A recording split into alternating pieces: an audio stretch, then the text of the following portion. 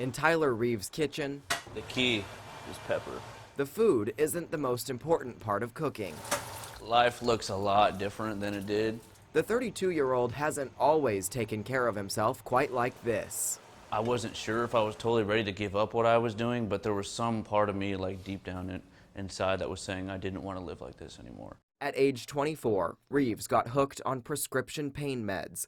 That turned into intravenous heroin use up until about 4 years ago. When I experienced the overdose was when I really got my first dose of powerlessness. The overdose from fentanyl-laced heroin sent him to the hospital. Narcan saved his life. It was demoralizing, to really deal with the fact that this was the person that I'd become. I told myself I would never become this. And I slowly watched myself turn into this monster. That is what brought him to Austin, where he finally found a treatment program that worked and taught him some of the skills he still uses in sobriety. We don't have a chef. Everything's community driven. Any length retreat in Pflugerville is where a strong foundation is most important. It's about how do I live life after I leave here. This isn't the bubble. This is real life. This is real recovery. Robert White is the founder and CEO. Every time I would use marijuana or alcohol or both at the same time, I would always end up, back on heroin.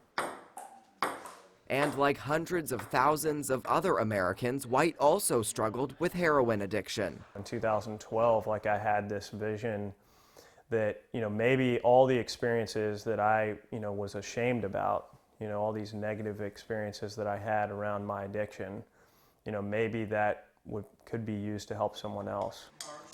That's now what he's doing at the men's retreat focused on family. I finally started thinking about others instead of myself. Recovered for life. That means there's a way out and we can experience permanent recovery from addiction and alcoholism. It's a message carrying Reeves into yet another year. Now I feel like I have some purpose and direction with what I want to do with myself. I feel like I've been called to help other people. That purpose is because Reeves now works at the retreat and has an outlook he never thought he would.